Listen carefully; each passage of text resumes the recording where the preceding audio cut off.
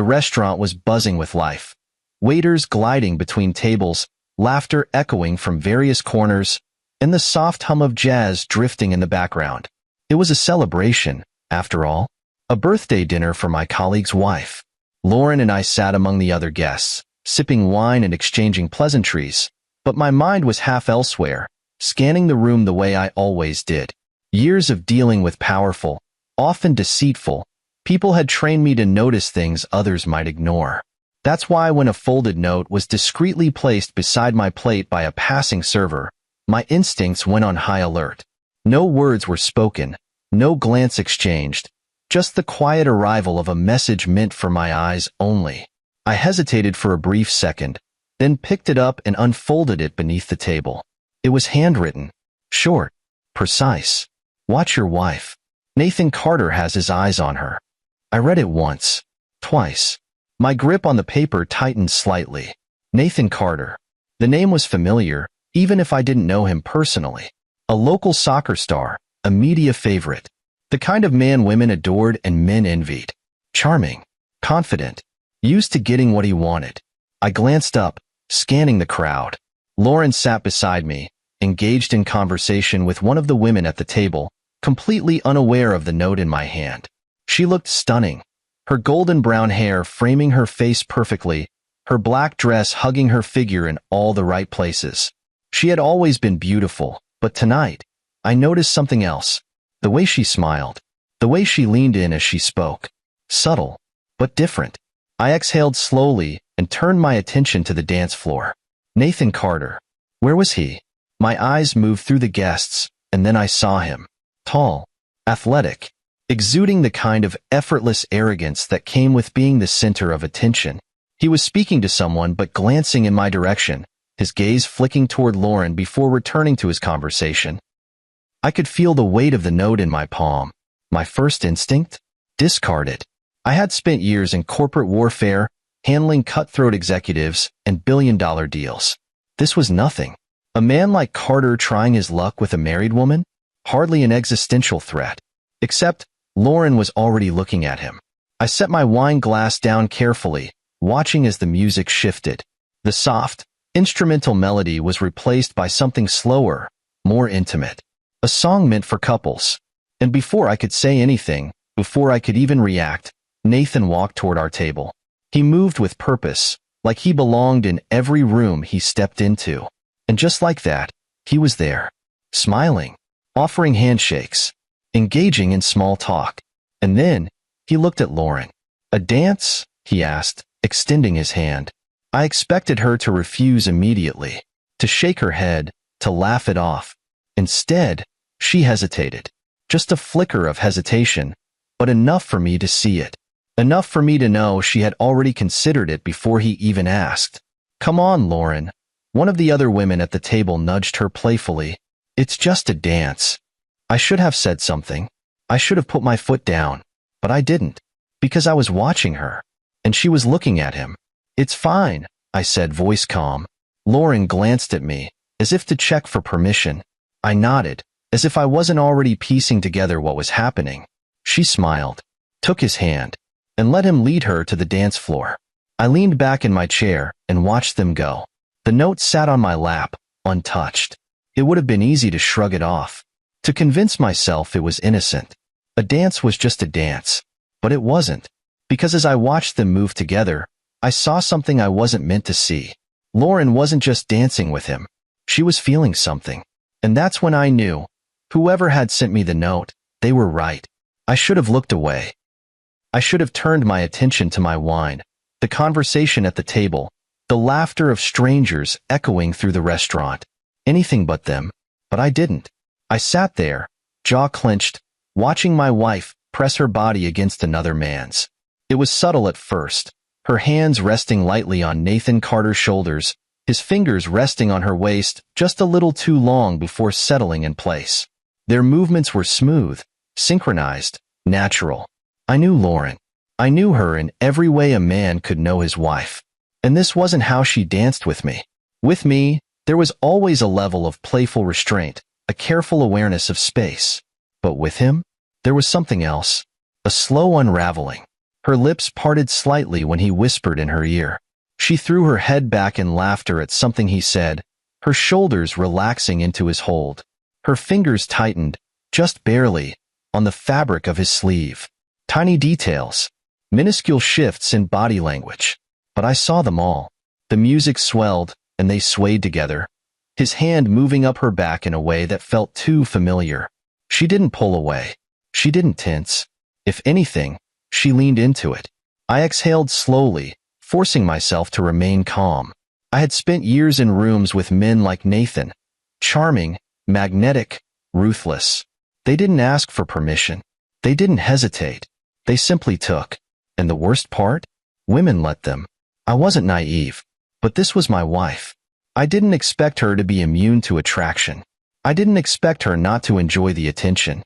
But there was a difference between feeling flattered and entertaining temptation. And right now, she was doing the latter. I could feel the note still crumpled in my pocket. The anonymous warning. The quiet heads up from someone who had clearly seen this happen before. Maybe it had been a server, maybe a concerned stranger, maybe even a friend. But whoever it was, they had been right. Lauren wasn't just dancing with Nathan Carter. She was falling for the moment. The song changed, but they didn't part. Another slow track, another excuse to stay close. Another excuse for his fingers to press against the small of her back, for her breath to hitch just slightly as he leaned in again. I wasn't going to cause a scene. That wasn't my style. Instead, I waited and watched, because if she thought I wasn't paying attention, she was dead wrong. Minutes passed, and eventually, the dance ended. She smiled up at him, her eyes lingering before she turned back toward the table. Nathan escorted her, his hand briefly grazing her lower back before falling away. I looked at her. She looked at me. And in that moment, we both knew something had shifted. "Good dancer," she said casually, taking her seat beside me. I let the words settle between us before responding. "Seemed like it." She reached for her drink, not quite meeting my gaze. I watched her carefully. She was flustered. Not embarrassed. Not guilty. Flustered. Like a woman who had just discovered something she hadn't expected to feel. Nathan, now back at his table, smirked slightly as he took a sip of his drink, catching my eye in the process. I held his gaze. He didn't look away. Arrogance. Confidence. The kind of expression that said, "You saw that, didn't you?" I flexed my fingers against the glass in my hand, considering my next move. Lauren, oblivious, turned back to her conversation, laughing at something one of the guests had said, like nothing had happened. But I knew better. And so did she. So I leaned in, just enough for my voice to cut through the noise. "You enjoyed that a little too much," I murmured. She froze for just a fraction of a second. Then, she smiled, sipped her drink, and didn't say a word. I knew the moment she started considering it. The shift was subtle, but undeniable. Lauren wasn't just flattered anymore. She was weighing the possibility. It started with how often she glanced in his direction. The way her eyes found Nathan Carter's table between sips of wine, between polite laughter at jokes she wasn't fully listening to. Then came the way she touched her lips absently with her fingers, the way she adjusted her hair as if she was about to be looked at. She was thinking about him, and I was watching it happen in real time. At first, I told myself she was just caught in the thrill, the kind that fades the moment real life reasserts itself. But the longer I observed, the clearer it became. This wasn't just about harmless attraction. This was about temptation, and Lauren was losing the battle. Then, Nathan made his move. It was smooth, predictable, a classic play from men like him. He waited until she was walking past his table, probably heading toward the restroom or pretending to, just to catch his attention. He stood up, smiled, stopped her. I couldn't hear what he was saying, but I didn't need to. I saw the way she hesitated, the way she tilted her head slightly, intrigued but wary. And then I saw the moment her hesitation broke. Her lips parted just slightly in surprise, a quiet "oh" escaping her mouth as his words sank in. It was an invitation. I knew it before she even responded. Nathan had just asked my wife to leave with him. Lauren didn't say yes immediately, but she didn't walk away either. Instead, she shifted on her heels, conflicted, torn. She looked toward our table, toward me, as if reminding herself that I was sitting right there. That's when I knew she was fighting herself. Not because she didn't want to go, because she was trying to justify it. I could see the rationalizations forming behind her eyes, the way she was rearranging the moral framework of our marriage in real time. It's just one night. It doesn't mean anything. Frank will understand. This is a once-in-a-lifetime chance. She was rewriting reality to fit her desires. I exhaled slowly, gripping the stem of my glass tighter. Nathan leaned in slightly, saying something else, something that made her lips curve into a nervous, thrilled smile. And then, she nodded. Just slightly. Just enough. That was it. The moment my wife decided that one night with Nathan Carter was worth risking everything. I should have walked over. I should have intervened. I should have shattered whatever spell he was weaving around her. But I didn't. Because I wanted to see if she'd actually go through with it. I wanted to know exactly how far she was willing to take this fantasy before guilt, or love, pulled her back. Lauren turned back toward our table, walking slowly, her thoughts elsewhere. She slid into her seat beside me, but she wasn't really there. Her fingers traced the rim of her glass.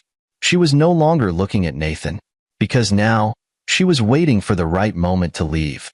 I leaned back, heart pounding. I let her think she was getting away with it. I watched as she took slow, measured sips of her wine, fingers tapping lightly against the glass. Her eyes flitted around the room, but not toward me. Not toward Nathan either.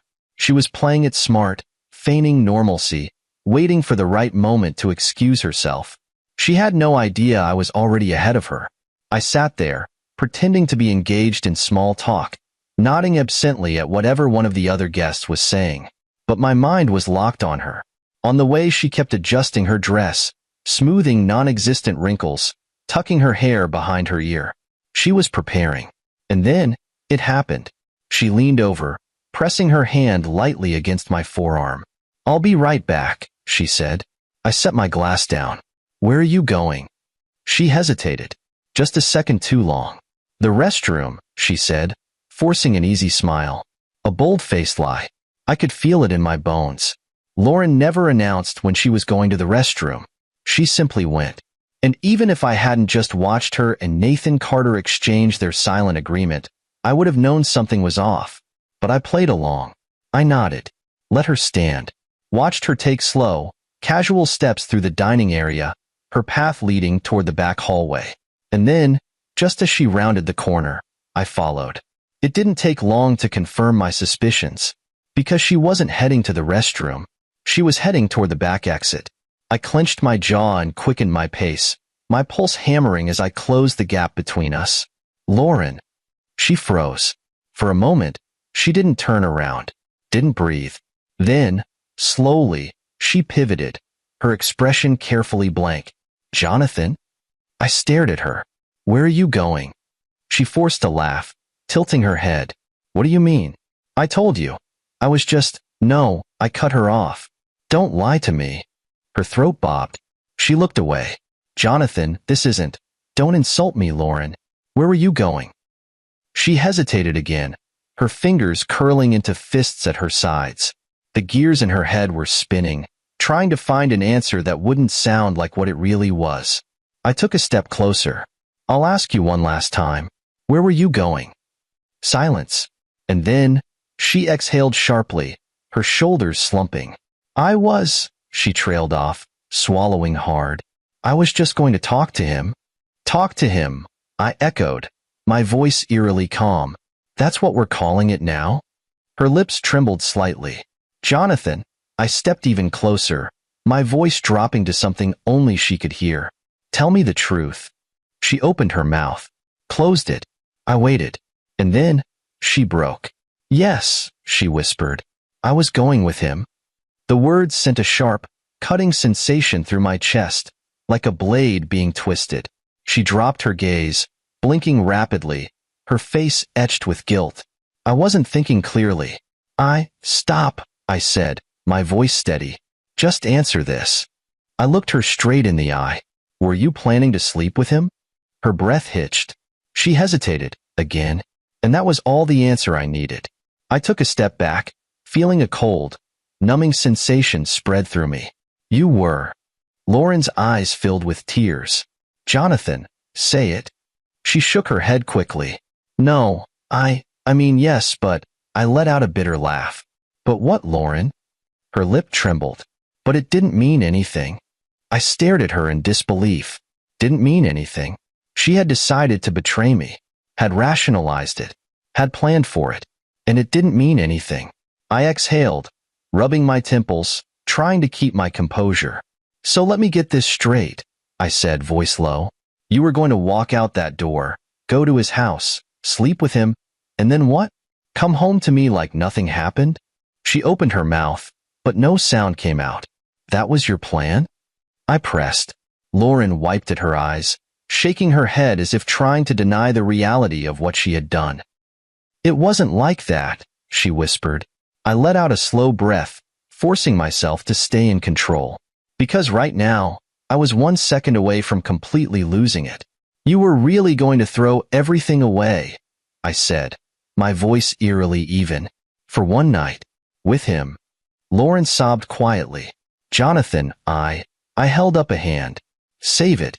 She sucked in a shaky breath, her whole body trembling. Please, she whispered. Tell me what I can do. Just tell me what I need to say to fix this. I let the silence stretch between us, watching her closely. Then, I said the one thing she didn't expect. You can leave. She blinked. What? I nodded toward the door. You already made your choice, Lauren. If that's what you want, then go. Walk through that door. Go to him. She inhaled sharply. No, go.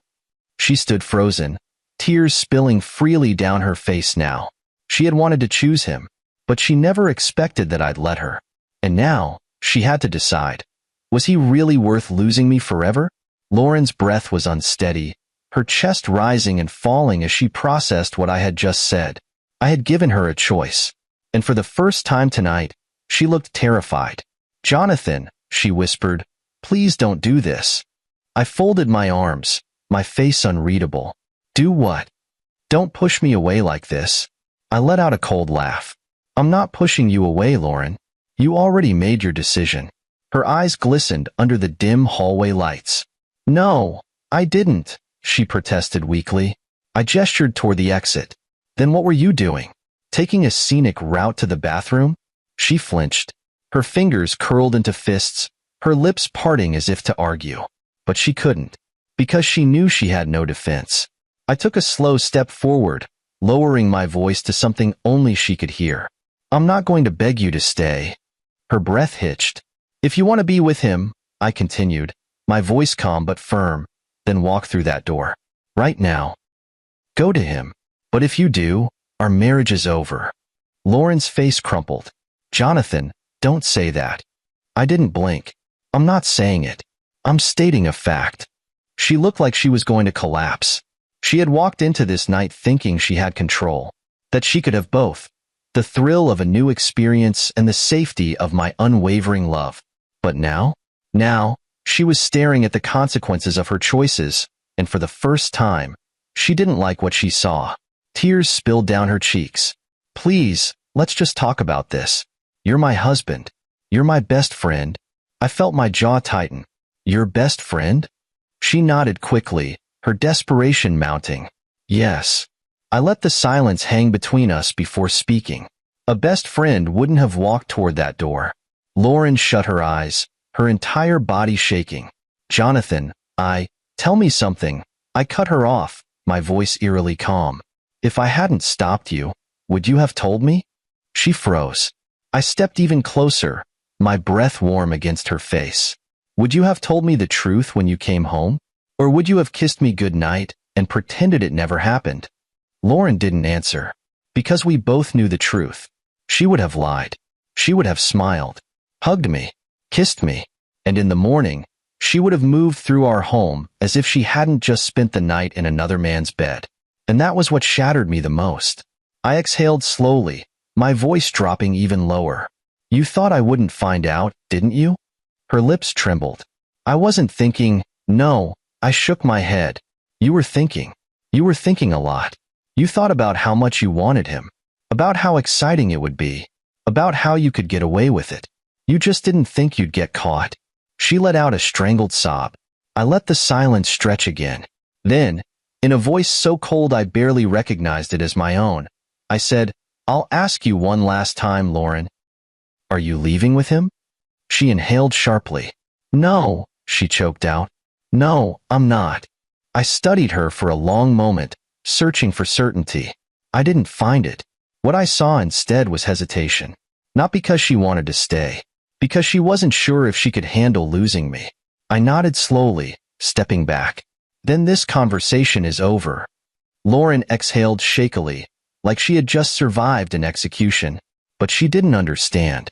I wasn't saving our marriage. I was simply choosing not to watch it die tonight. Because while she had made her decision, so had I. And I knew, with every fiber of my being, I would never look at her the same way again. Lauren didn't speak as we walked back to the dining area. She kept her head down, her hands clasped tightly in front of her, as if holding herself together. She had made her decision, but now, she had to live with it. And so did I. I slid back into my seat, picking up my glass as if nothing had happened. Around us, conversations carried on, laughter echoed through the restaurant, and the world continued spinning. But my world? It had shifted. Lauren sat beside me, but I could feel the distance. It wasn't physical, it was something deeper. A crack in the foundation. A fracture that couldn't be undone. She had chosen to stay, but I knew the truth. It wasn't because of love.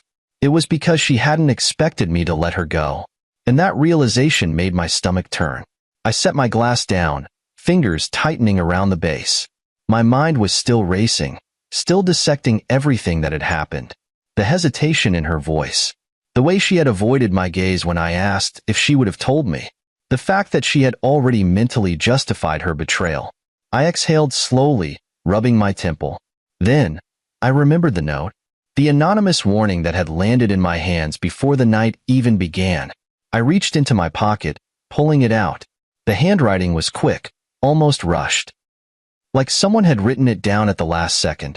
"Watch your wife. Nathan Carter has his eyes on her." I stared at it, my pulse picking up. Who had written this? And more importantly, why? I had my answer soon enough. Because not even 5 minutes later, I saw one of the waiters watching me from across the room. He wasn't being obvious about it, but I caught it, that flicker of recognition, that silent acknowledgement. He was the one who had slipped me the note. And judging by the look in his eyes, this wasn't the first time he had done this. I motioned for him to come over. He hesitated for a moment, then made his way to our table, stopping beside me. "Sir," he asked politely, "I didn't beat around the bush. You gave me this note." His expression didn't change, but I saw the slight tensing of his shoulders. "I don't know what you mean." I turned the note over between my fingers. "Who else have you warned?" His eyes flicked toward Lauren, then back to me. "I don't know what you're talking about." I leaned in slightly, lowering my voice. "Yes, you do." A beat of silence. Then, finally, the cracks appeared. The waiter exhaled, shifting his weight uncomfortably. "Look, I don't want any trouble," he muttered. I've seen it happen before." I felt my stomach drop. Lauren stiffened beside me. "What do you mean?" I asked, my voice deadly calm. The waiter glanced around before speaking. "Carter comes in here a lot," he admitted. "Always during big events, always when there are married women." My jaw clenched. "He picks one," the waiter continued, voice quiet. "One who's already had a few drinks, one who looks like she wants to feel special. And then he works on her."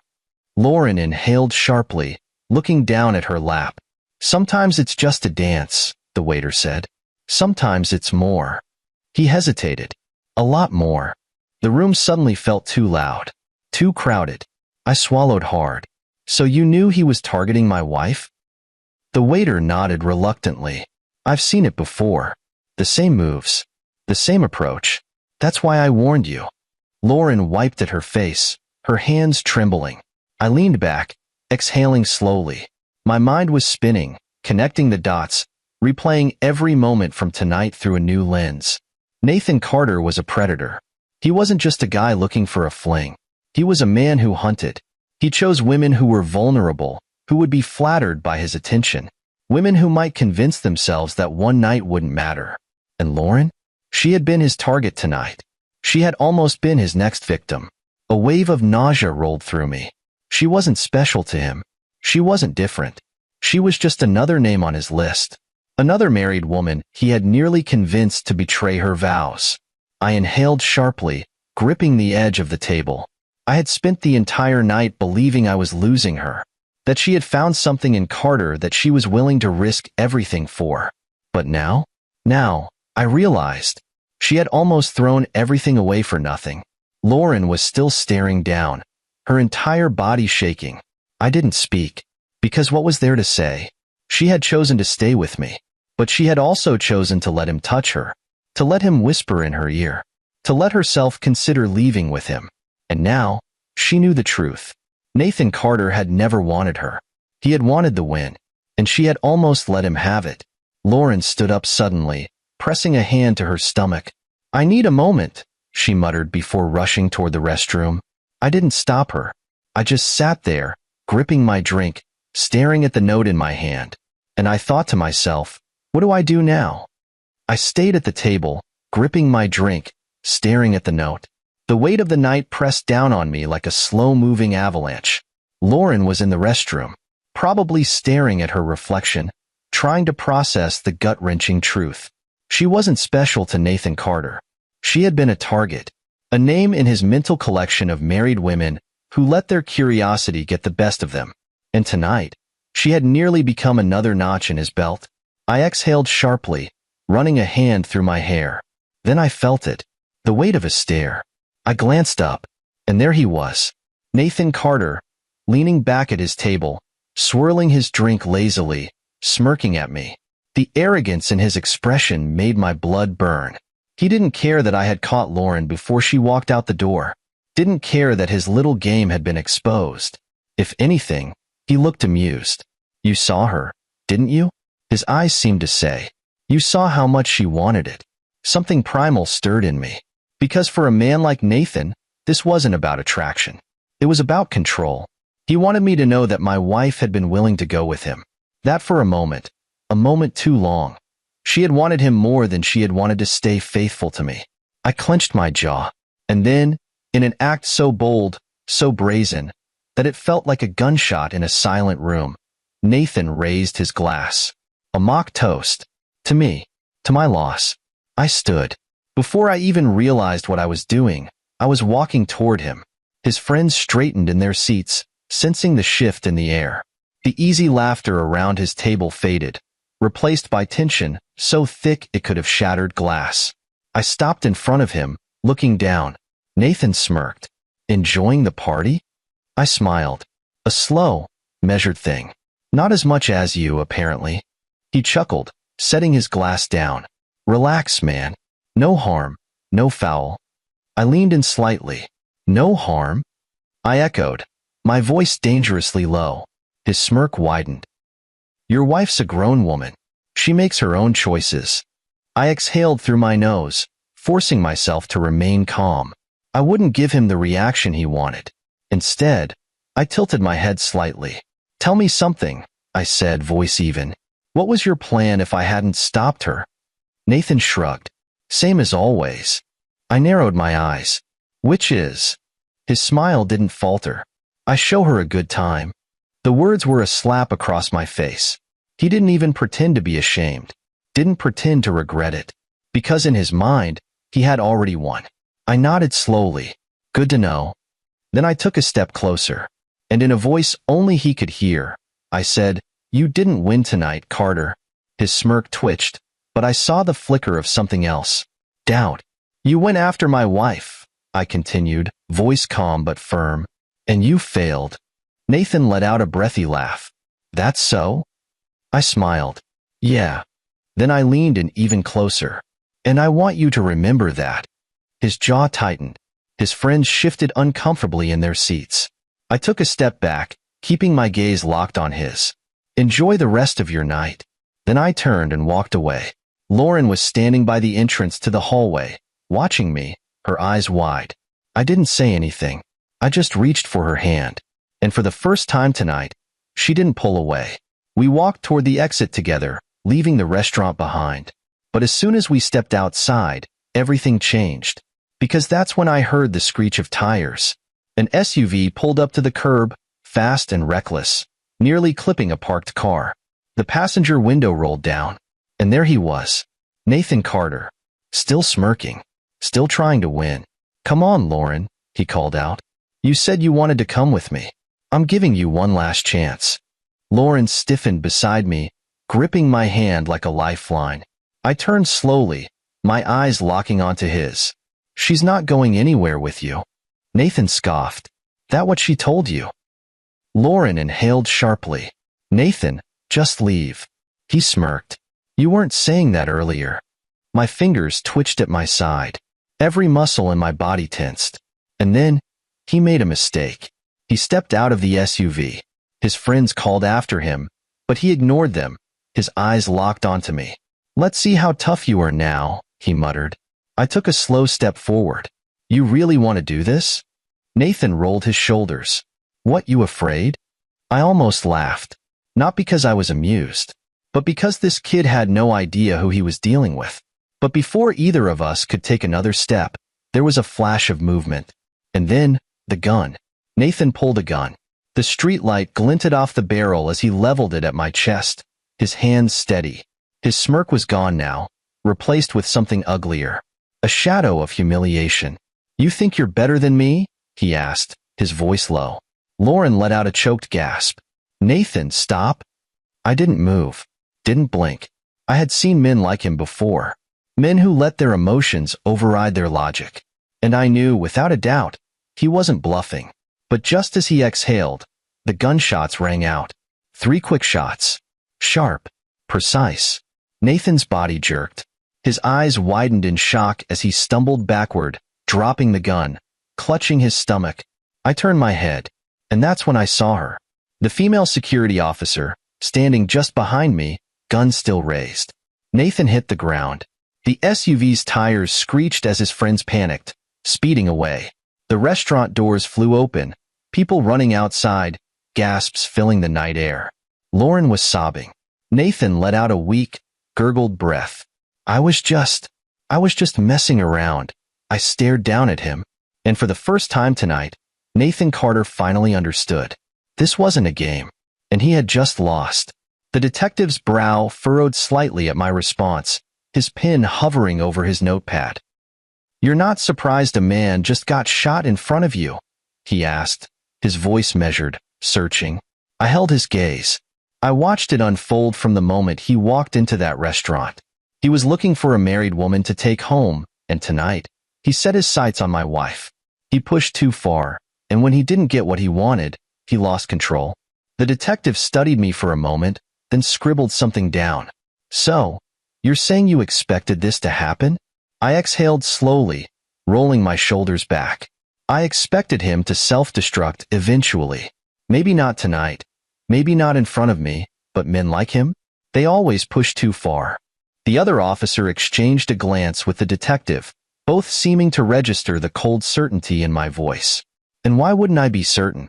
I'd spent the entire evening watching a man who had no limits. Nathan Carter didn't just flirt with boundaries, he crossed them. Tonight, he had simply crossed the wrong one. Behind me, Lauren stood frozen, her face pale, her arms wrapped around herself. She wasn't crying anymore. She wasn't gasping in shock like the rest of the crowd. No, she was realizing just how close she had come to leaving with him, realizing she had nearly walked out of that restaurant and into a world she didn't understand, a world that had just turned deadly. The detective's voice pulled me back. "The officer who fired is already giving her statement, but internal affairs will review it. Standard procedure. You'll both need to be available for additional questioning if necessary." I nodded. "Understood. Do you have any reason to believe Carter was acting in self-defense?" I nearly laughed, but I didn't. I kept my expression neutral, controlled. No, Nathan Carter had walked out of that SUV, pulled a gun, and pointed it at me. That wasn't self-defense. That was a last-ditch attempt to reclaim power, an attempt that had failed. The detective sighed, closing his notepad. "All right, Mr. Reed. You're free to go for now. I nodded, turning back toward Lauren. She was still watching me. But now, there was something new in her expression. Fear. Not of what had happened. Not of Nathan Carter bleeding out on the pavement. No, this fear was of me. Because for the first time in our marriage, Lauren was seeing me in a new light. She had always known I was calm under pressure. She had always known I was a man who analyzed situations before reacting. But she had never seen me this composed after witnessing a man get shot for trying to take her. And that terrified her. I stepped closer. She didn't move. Didn't even blink. You okay? I asked, my voice low. She swallowed hard. Before she could answer, a voice cut through the night. Jonathan Reed. The cameras had arrived.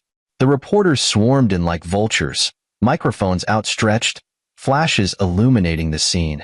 And just like that, we weren't just bystanders anymore. We were part of the story. A female reporter pushed to the front, her voice sharp and urgent.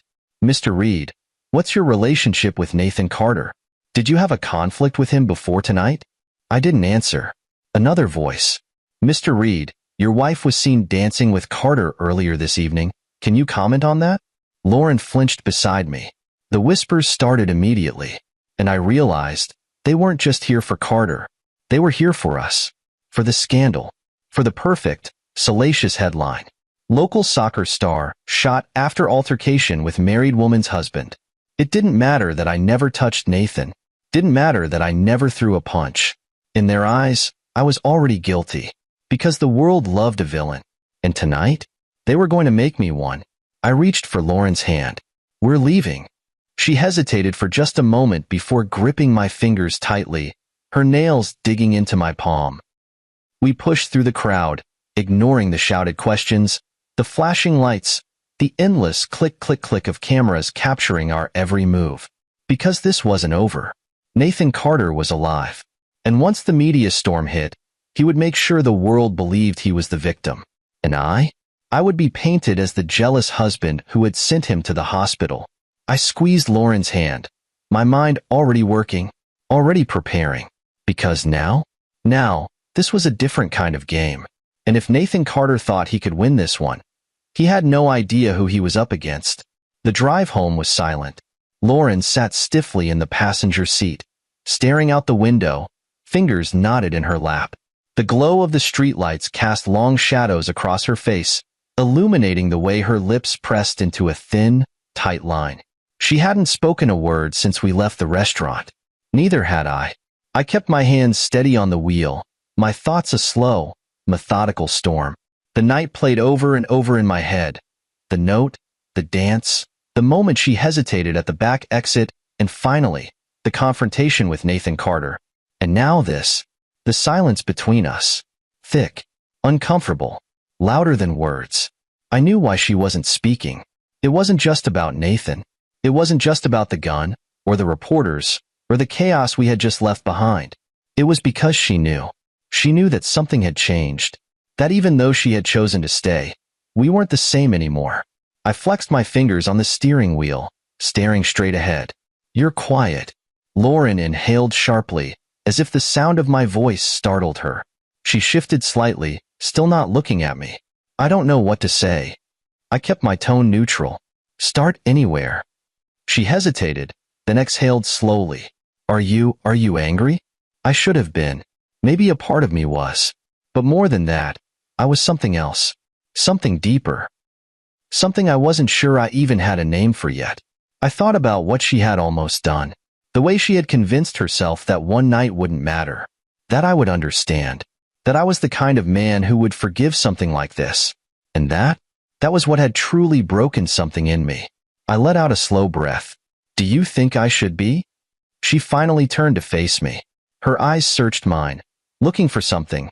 Reassurance, maybe. Hope. She wouldn't find it. I don't know, she admitted softly. I don't know how you're feeling right now. That was the problem. She had spent the entire night inside her own head, weighing what she wanted, justifying what she nearly did. Not once had she stopped to think about me. Not once had she considered how this would affect our marriage. I tightened my grip on the wheel. What would you have done if I hadn't stopped you? Lauren's breath hitched. She turned back to the window, pressing a hand to her mouth. I knew the answer, but I wanted to hear her say it. Jonathan, I didn't let her run from it. Would you have called me? Would you have told me the truth? Or would you have come home tomorrow and acted like nothing happened? She let out a shaky breath. I don't know, she whispered. A small, bitter laugh escaped me. Yeah, I said. That's what I thought. The car was filled with silence again, but now it was heavier, because we both knew the truth. It wasn't just about what almost happened. It was about what it revealed. She had been capable of it, capable of leaving, of going to another man's house, of sleeping beside him, with him, and then coming home like our marriage was still the same. I clenched my jaw, a dull ache forming in the back of my skull. If I hadn't stopped her, she would have done it. And the worst part? She never would have told me. I pulled into the driveway and turned off the engine, but neither of us moved. Lauren's breathing was uneven. I could feel the tension radiating off her, the weight of her own guilt pressing down on her shoulders. Finally, she spoke. I wasn't thinking clearly. I stared ahead. That's the problem, Lauren. She flinched. I know. She swallowed hard. I wasn't planning to hurt you. My hands tightened on the wheel. And yet, you almost did. Silence. She exhaled shakily. Do you think you'll ever forgive me? I let the question sit in the air between us, heavy and suffocating. Forgiveness. It was such a simple word, such a simple concept, but it felt impossible, because forgiveness requires trust. And right now, I wasn't sure I could ever trust her again. I finally turned to look at her, my voice calm but final. I don't know. Lauren's face crumpled. Tears slipped down her cheeks, but she didn't wipe them away, because she understood. She knew that tonight, we had both lost something. She had lost my trust, and I had lost the version of her I thought I knew.